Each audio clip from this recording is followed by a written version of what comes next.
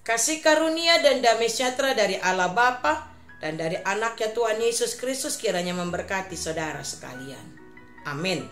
Shalom Bapak Ibu dan saudara-saudara yang diberkati oleh Tuhan Yesus Kristus. Selamat pagi, jumpa kembali dengan saya pada hari ini, hari Jumat tanggal 10 Januari 2025. Baiklah Bapak Ibu dan saudara-saudara, sebelum kita melanjutkan untuk melakukan segala kegiatan maupun pekerjaan kita di sepanjang hari ini, maka terlebih dahulu kita akan disapa oleh firman Tuhan yang tertulis dalam kitab Efesus pasal yang ke-6 ayat 14 sampai dengan ayat 15. Demikian dikatakan. Jadi berdirilah tegap, berikat pinggangkan kebenaran, dan berbaju zirahkan keadilan. Kakimu berkasutkan kerelaan untuk memberitakan Injil damai sejahtera. Demikian firman Tuhan. Bapak Ibu dan saudara-saudara yang diberkati oleh Tuhan Yesus Kristus, puji Tuhan kalau kita masih diperkenankan untuk memasuki tahun 2025. Betul, kita tidak tahu apa yang akan terjadi atau apa yang akan kita alami di sepanjang tahun 2025 ini. Namun satu keyakinan kita bahwa Allah yang memberkati kita di tahun 2024, maka Allah itu juga yang akan memberkati kita, yang akan menyertai kita, yang akan menjaga kita di tahun 2025 ini.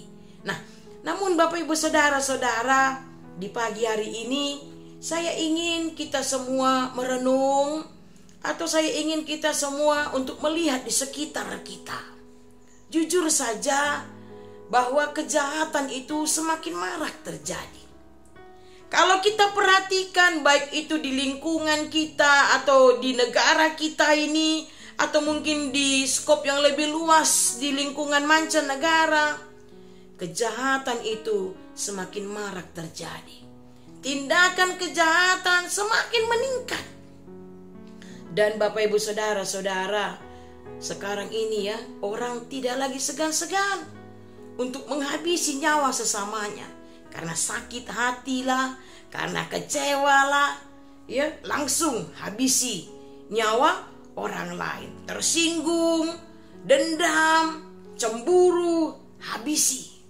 Bapak Ibu saudara-saudara, baru-baru ini kita dikejutkan oleh peristiwa di Jogja, di mana ada seorang pria, dia katanya minta untuk balikan lagi dengan mantannya, namun mantannya tidak mau. Akhirnya apa? Dia menyuruh orang lain untuk menyiram air keras ke perempuan tersebut. Bapak Ibu saudara-saudara, sangat miris sekali. Ini yang menjadi tanda tanya bagi kita. Kenapa kejahatan itu semakin meningkat? Tindakan-tindakan yang merugikan orang lain itu semakin meningkat. Bahkan tidak hanya itu Bapak Ibu saudara-saudara, mari kita perhatikan. Sekarang ini pun ajaran-ajaran sesat semakin meningkat. Memang Tuhan Yesus pernah berkata, waspadalah, guru-guru sesat itu akan semakin bermunculan. Bapak Ibu, mari kita perhatikan. Dari yang sembunyi-sembunyi, sekarang sudah terang-terangan.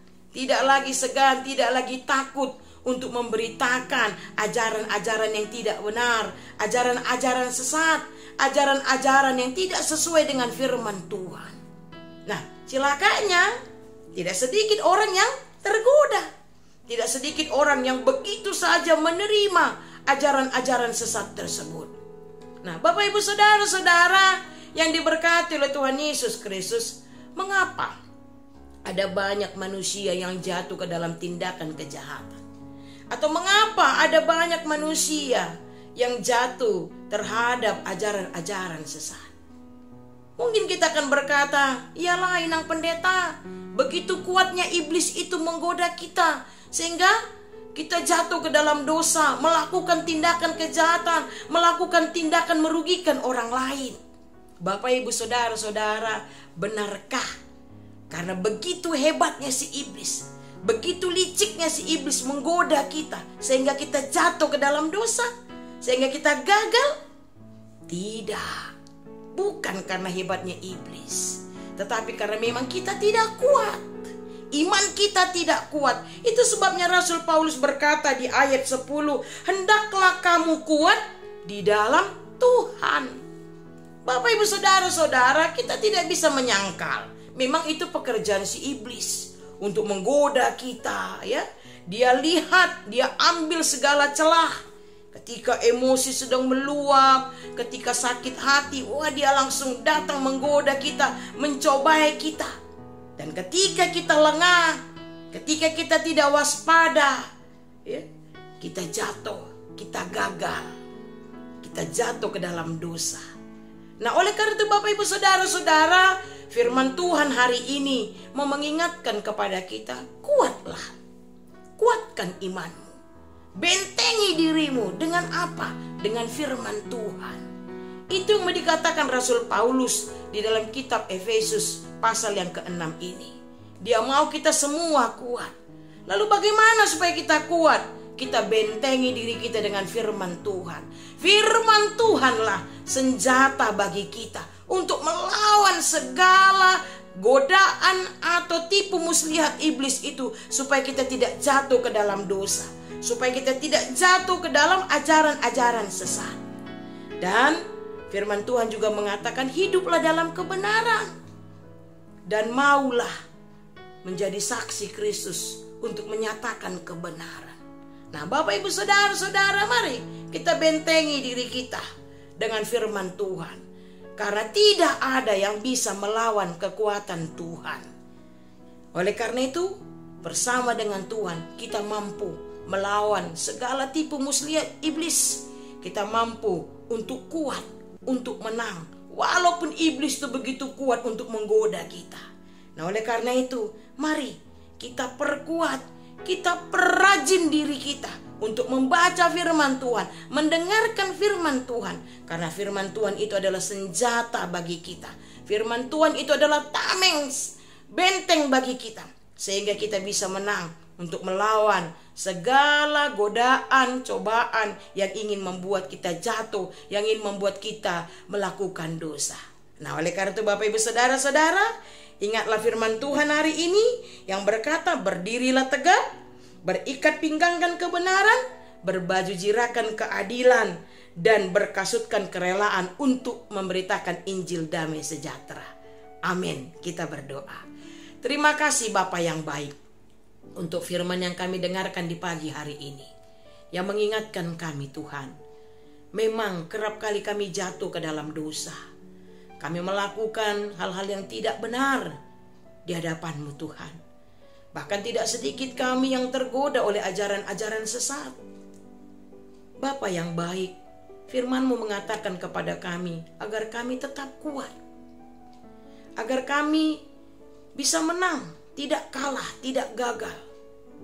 Memang iblis itu selalu berusaha untuk menggoda kami, untuk membuat kami semakin jauh daripada Engkau Tuhan. Oleh karena itu biarlah kami membentengi diri kami dengan firman-Mu. Sebab firman-Mu lah senjata bagi kami untuk melawan setiap tipu muslihat dari si iblis. Firman-Mu lah yang dapat kami pakai sebagai senjata kami, sehingga kami bisa tetap kuat, sehingga kami tetap menang, walau bagaimanapun iblis itu menggoda kami. Bapa yang baik, benar, tindakan kejahatan atau kriminal itu semakin marak terjadi, baik itu di tingkat domestik, bahkan di tingkat mancanegara. Sudah tidak segan-segan lagi manusia menghabisi nyawa sesamanya. Kami tidak kuat Tuhan. Oleh karena itu kami mengucap syukur Bapa. Di pagi hari ini melalui firman-Mu Engkau menguatkan kami semua, agar kami membentengi diri kami dengan firman-Mu, agar kami senantiasa hidup dalam kebenaran dan keadilan, agar kami semua mau untuk menjadi saksi-Mu, memberitakan Injil damai sejahtera. Terima kasih Bapa yang baik. Berkati kami Tuhan, agar kami dapat mengerti akan firman-Mu ini dan dapat melakukannya dalam kehidupan kami sehari-hari. Bapa yang baik, berkatilah kami dalam kami melakukan segala aktivitas maupun pekerjaan kami di sepanjang hari ini. Pimpin dan kuasailah hati, mulut dan pikiran kami, agar apapun yang kami lakukan, yang kami pikirkan dan yang kami ucapkan seturut dengan kehendak-Mu. Berkati jemaat-Mu Tuhan yang terbaring di rumah sakit maupun yang menjalani pemulihan di rumahnya masing-masing. Engkau kuatkan mereka Tuhan, Engkau sembuhkan mereka. Engkau berkati setiap makanan, minuman, obat yang mereka konsumsi. Apabila ada jemaat-Mu yang sedang berduka atau yang mengalami pergumulan berat, kiranya Engkau memberikan kekuatan dan penghiburan kepada mereka. Terima kasih Bapa, inilah doa kami. Dengar dan sambutlah doa kami ini. Di dalam nama Yesus Kristus kami sudah berdoa dan mengucap syukur. Amin. Anugerah dari Tuhan kita Yesus Kristus, kasih setia dari Allah Bapa, serta persekutuan dengan Roh Kudus kiranya memberkati saudara-saudara sekarang dan selama-lamanya. Amin. Shalom, selamat pagi, selamat beraktivitas. Horas.